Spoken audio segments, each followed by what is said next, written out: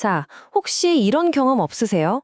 주변 사람들이 다 가만히 있으니까 명백히 뭔가 잘못된 것 같은데도 그냥 같이 침묵했던 경험이요. 왜 우리는 이럴까요? 오늘은 바로 우리 마음속에 숨어 있는 이 기묘한 심리, 다원적 무지에 대해 한번 제대로 파헤쳐 보겠습니다. 네, 아마 다들 한 번쯤은 비슷한 경험이 있으실 거예요.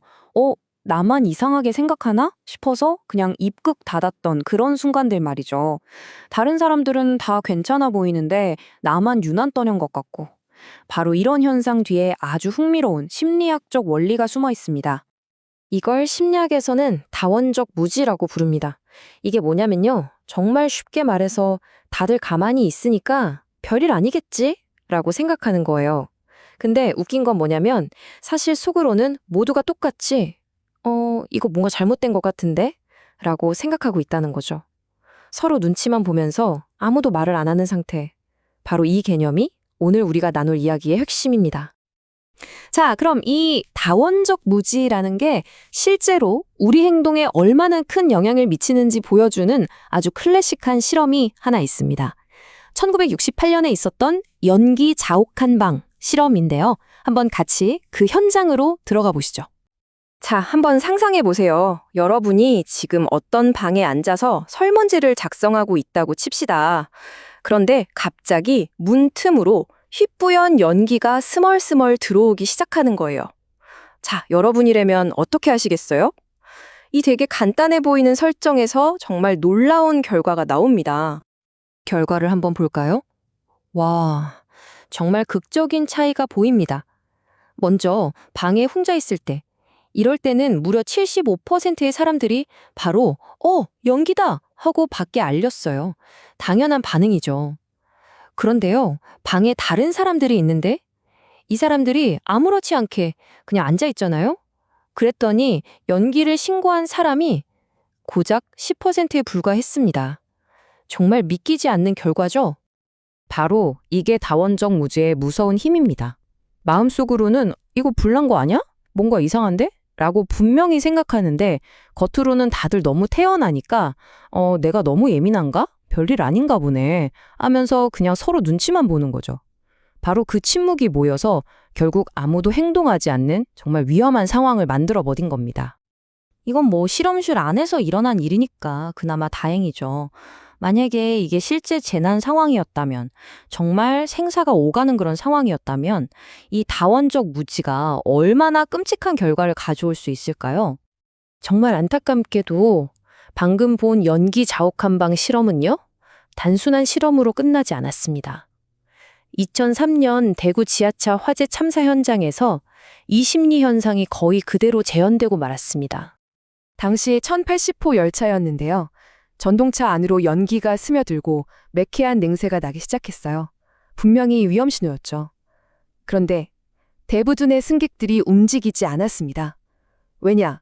주변 사람들이 너무나 침착하게 자리에 앉아 있었기 때문이에요. 다들 가만히 있는데 별일 아니겠지?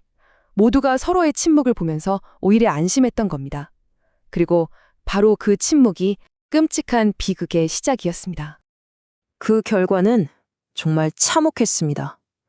다원적 무지가 만들어낸 그 짧은 침묵의 시간 동안 바로 그 열차 한 칸에서만 무려 142명이 목숨을 잃었습니다. 이 끔찍한 비극은 우리에게 정말 잊을 수 없는 교훈을 남겼습니다. 바로 이거죠. 군중이 침묵한다고 해서 그게 안전하다는 뜻은 아니다. 오히려 때로는 그 다수의 침묵이 가장 위험한 경고 신호일 수 있다는 걸 말입니다.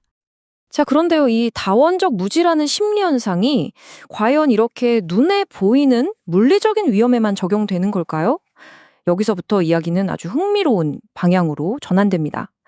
한 설교에서는 바로 이 개념을 우리 삶에 보이지 않는 영역, 바로 영적인 위험에 적용해서 아주 깊은 통찰을 이끌어냅니다.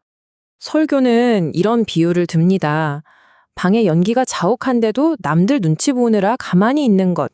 이게 물리적 위험 상황에서의 다원적 무지라면 내 믿음이 텅 비어버린 것 같고 뭔가 잘못됐다는 걸 느끼면서도 주변 사람들이 다들 평온해 보이니까 나도 괜찮은 척하는 것.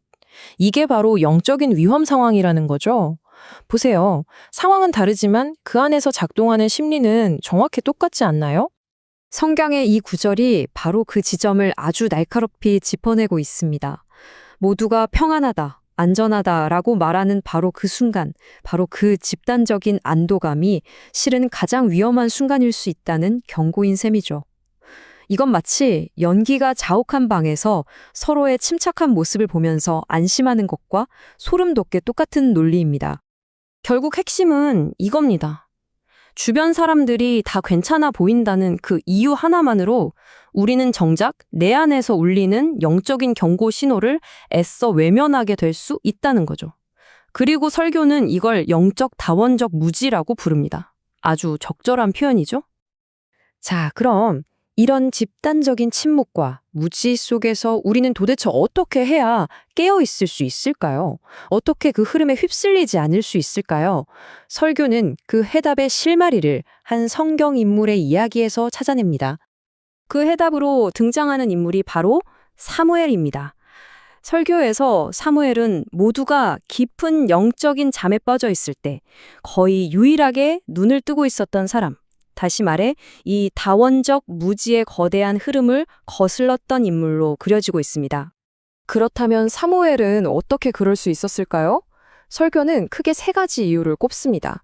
첫째, 그는요, 자기가 편한 자리가 아니라 신의 임재가 있는 곳, 즉 늘 긴장감이 있는 곳에 머물렀다는 겁니다.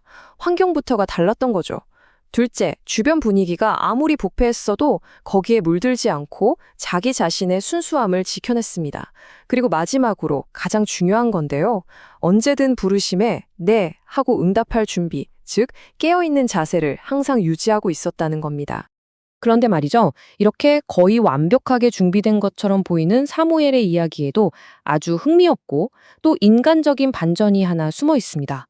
과연 그가 처음부터 그 부르심을 아, 이거구나 하고 딱 알아차렸을까요? 정답은 아니요입니다. 놀랍게도 사무엘조차 처음에는 그 부르심을 제대로 알아듣지 못하고 엉뚱한 사람을 찾아갔어요. 이 부분이 우리에게 정말 큰 위안을 주지 않나요?